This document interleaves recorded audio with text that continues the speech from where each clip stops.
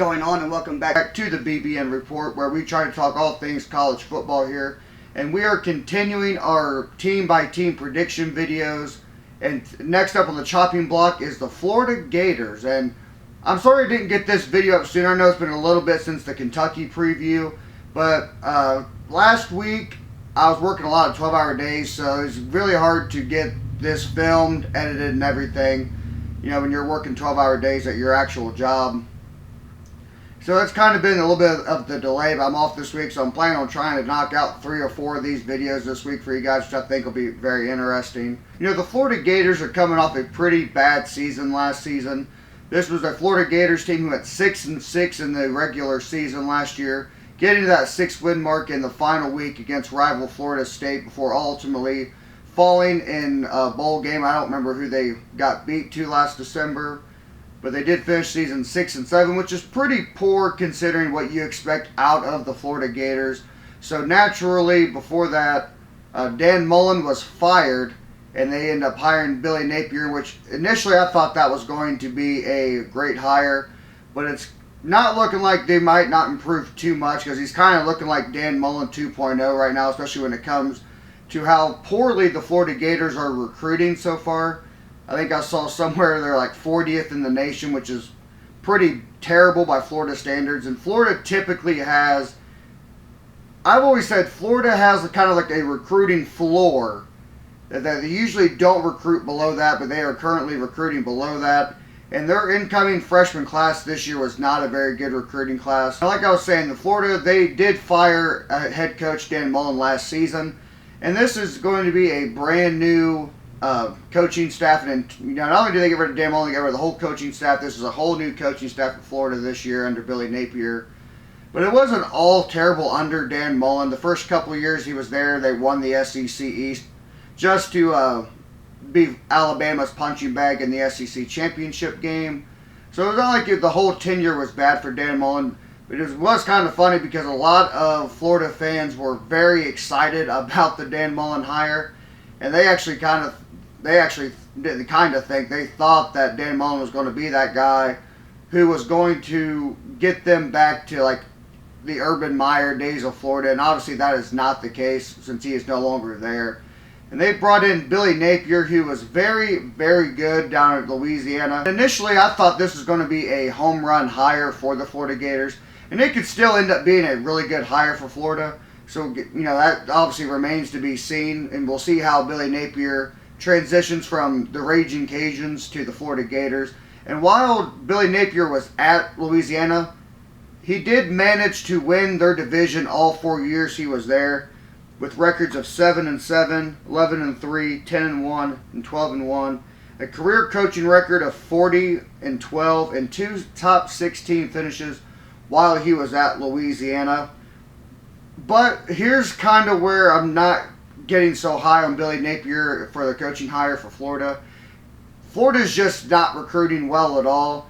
And a lot of the things that Billy Napier has came out and said are very Butch Jones-esque.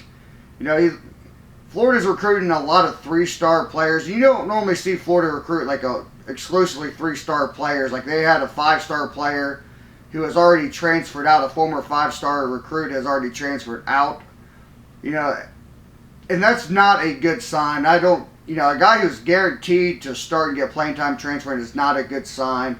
And it's not the kind of news you want to get when you're entering like your summer workouts and your summer practices. Now, obviously, the recruiting could very much improve for Florida. And I definitely think Billy Napier could, you know, especially with kind of like the Florida talent, could definitely improve that recruiting class. But so far, a lot of people aren't even considering Florida, which it really does blow my mind. And we're sitting at a day and age where a head coach is having trouble recruiting players, especially in football, to Florida. Now, just in case you guys see me looking down or anything like that, my phone is usually what I use to keep all my notes on for these videos. So if you see me looking down or pick it up and reading it, I'm actually just reading my notes that I have written down here, not replying back to a text or anything like that. But the way I typically, after I get the off-season and last season part out of the way, I do like to break these down into talking about the offense, the defense, and then go into the game-by-game predictions. And obviously on offense, Florida did lose quite a bit. Gone is quarterback Emory Jones, who's not really that big of a loss. He wasn't that great of a quarterback. Now it looks like Anthony Richardson is going to be the starter for Florida. As of right now, I think he's a lock to be the starter. And when he was actually in a quarterback last year for the Gators, I personally did not think he was that good, at least from what I saw. The fans really wanted Richardson in there because Emory Jones was a trash can, obviously. But he wasn't really that good when he did get playing time. He ended up throwing 6 touchdowns to 5 interceptions, which is obviously not a very good touchdown to interception rate at all. Now, Florida did get a pretty good transfer quarterback in Jack Miller III from Ohio State. That guy is a good enough quarterback. He could probably potentially take Richardson's spot as the starting quarterback. Now, especially if Richardson struggles early on. And like I said, this is a Florida Gators offense that lost a ton of production off of last year's team. And it's not like their offense last year was that bad. It was their defense that really let them down in a lot of games last year. But whoever the quarterback ends up being between Jack Miller III or Richardson going forward, the Gators must develop a supporting cast.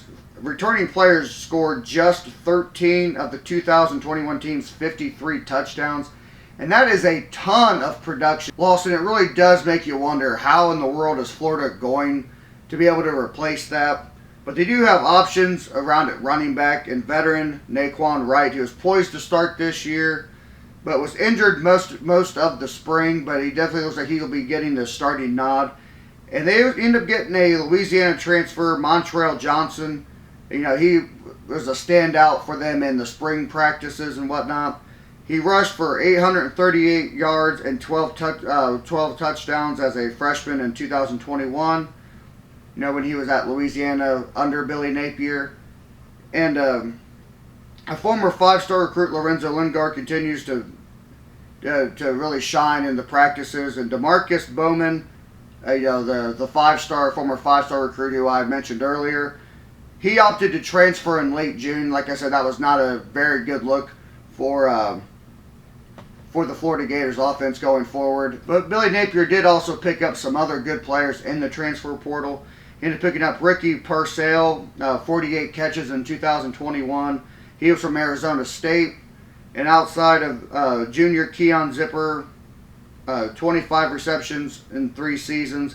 Florida tight ends have, this is actually a very little fun fact here. None of the Florida tight ends on their current roster have caught a college pass. Think about that. Nobody in the tight end position has caught a pass for Florida in their collegiate careers. One really interesting thing about Billy Napier is the fact that he actually uses 2 offensive line coaches, which is something pretty interesting, and I definitely don't think I know of any other team, college or pro, that actually does that. And they do have 3 returning linemen, and I think that two coach system could definitely benefit them. The 3 starters here are returning and I'm going to apologize right here. I've never been very good at pronouncing names, so I apologize up front. But left tackle Richard Garage, left guard Ethan White, and center Kingsley Ogwankun, in addition to the Louisiana transfer guard Osiris Torrance. So that definitely gives experience for the 2 offensive line coaches to work with and really build a really solid up front line for Florida this year. And it's definitely something they're going to need to do to be able to protect whoever ends up starting at quarterback for them, whether it be Richardson or the Ohio State transfer. We'll talk about Florida's defense from a year ago. Last year, Florida's defense was really a middle-of-the-road defense. It really wasn't good, and it really wasn't bad. It was just kind of middle of the road. And so making the jump and it did cost them quite a few games last year for just not being able to get stops, and they needed to get stops.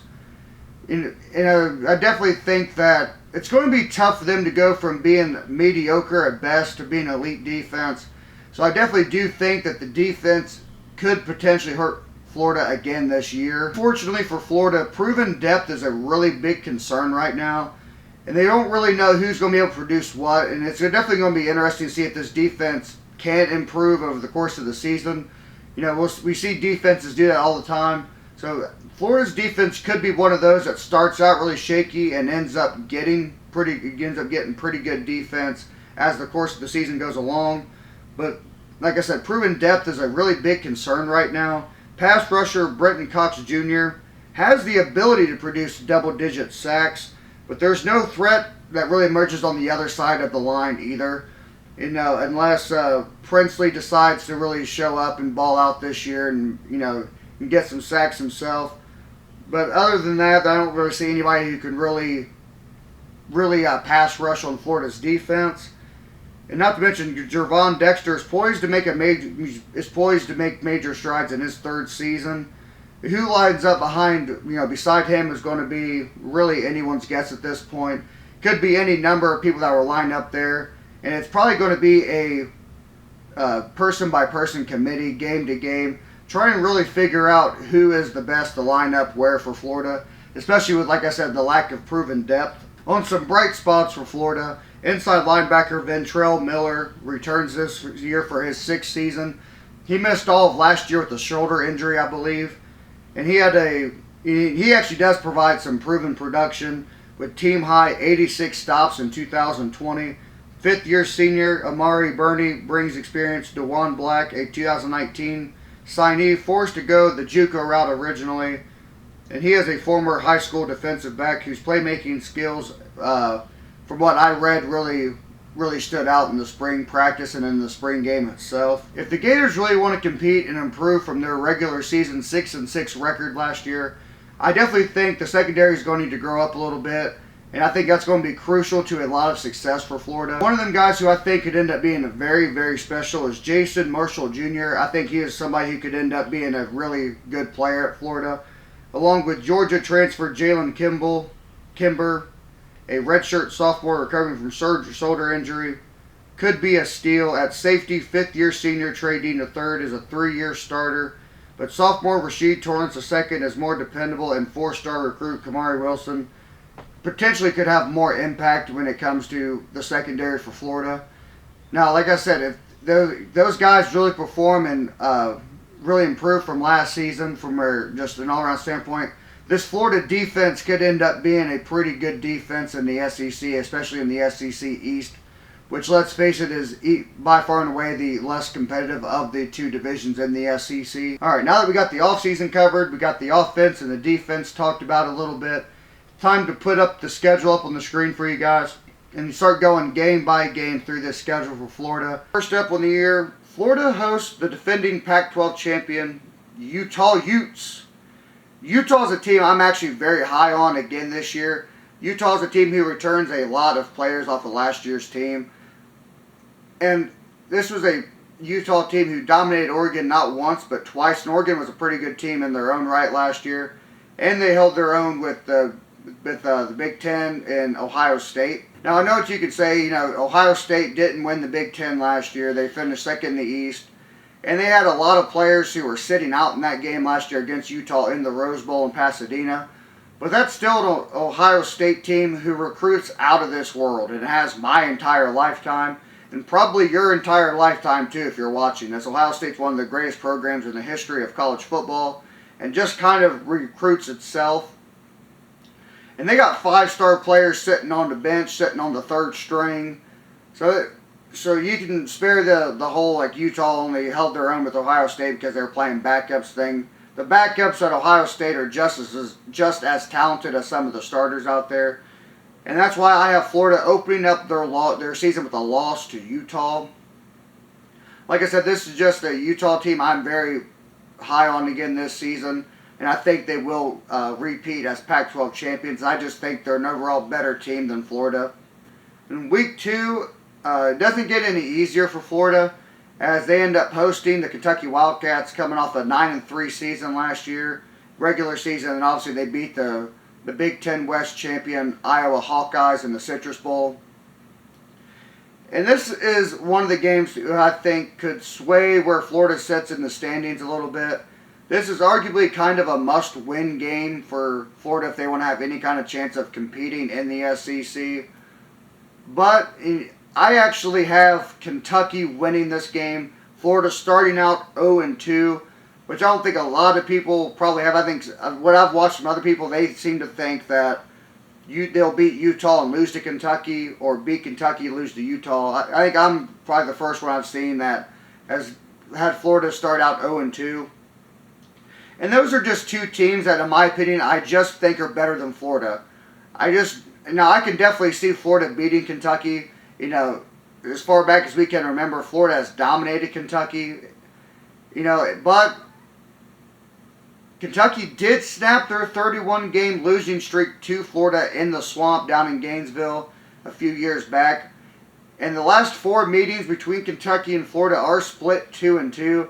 So this isn't exactly a lopsided affair anymore. Not to mention, you go back to the last 7 meetings for the most part, and they have all been really, really close. The last 7, 8 meetings have all been really close, and a lot of those games coming down to the last possession or even in the last minute. So this will probably be about the same way, but I do have Kentucky winning this one. Then Kentucky ends up hosting South Florida, which I obviously think will be a win. I don't think Florida's going to lose to an inferior team in their own state. So that'll obviously be a win for Florida, at least in my opinion. But then they end up going on the road to Knoxville to face the Tennessee Volunteers. And this is a Tennessee team who we all know, whose defense last year was terrible.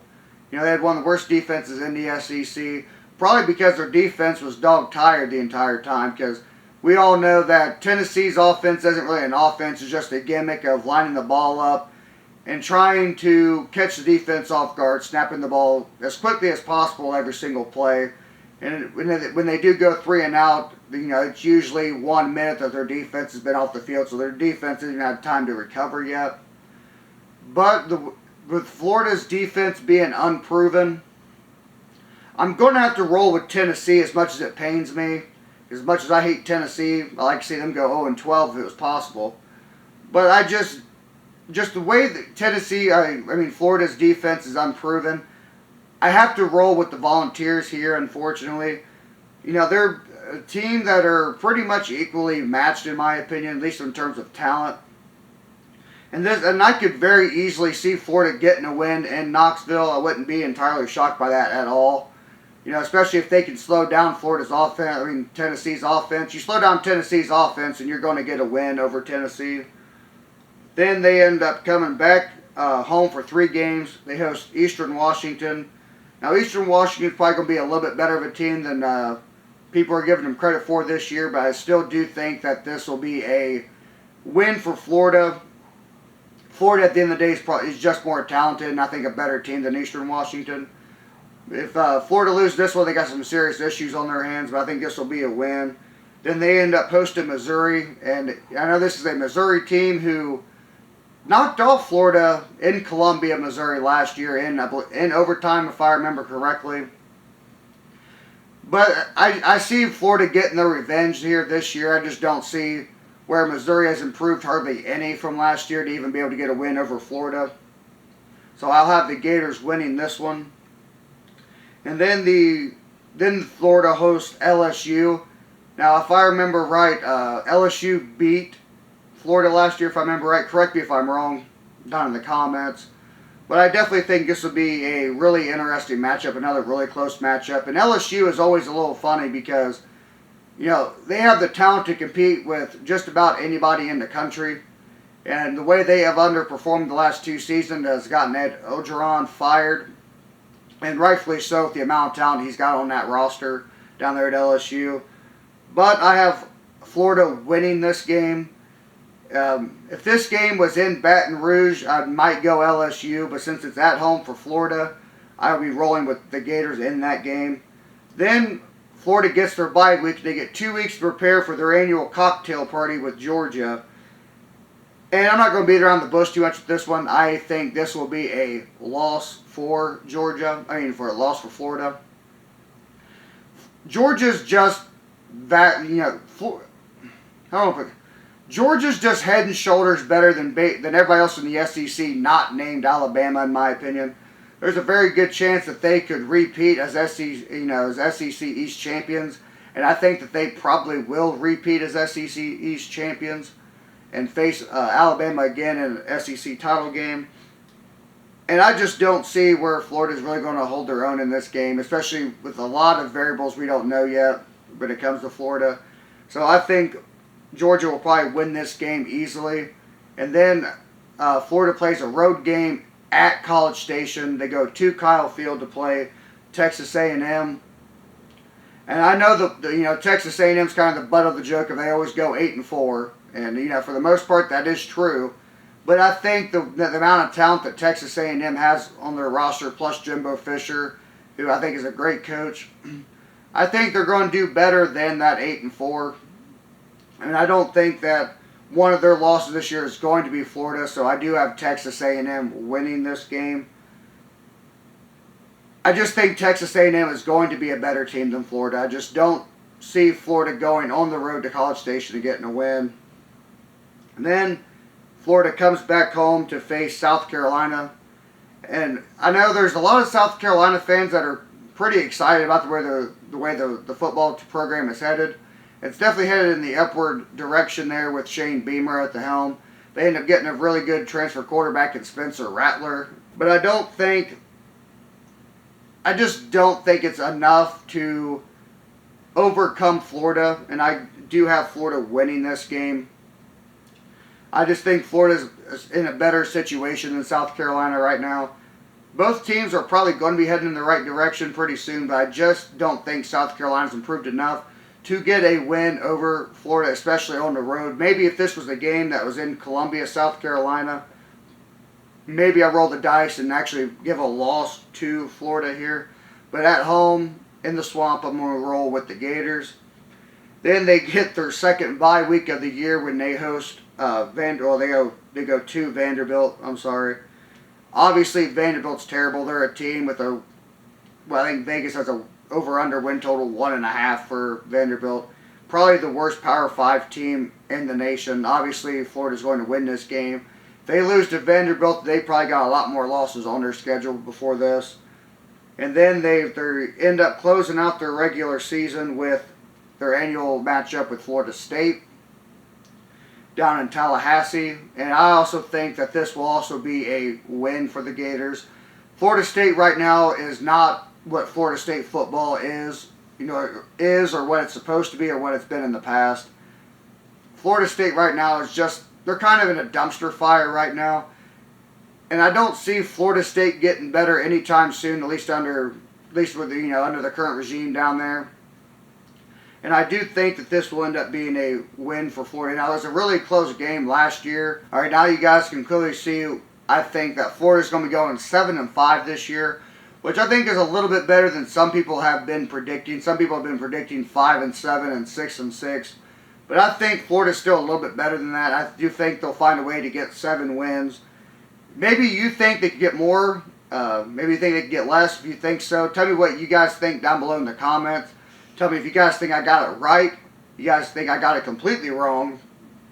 If you disagree, if on the teams, maybe you think I got the record right, 7-5.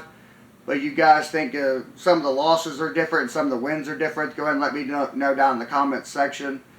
And if you haven't already, like this video and subscribe. And I'll go ahead and catch you guys in the next one.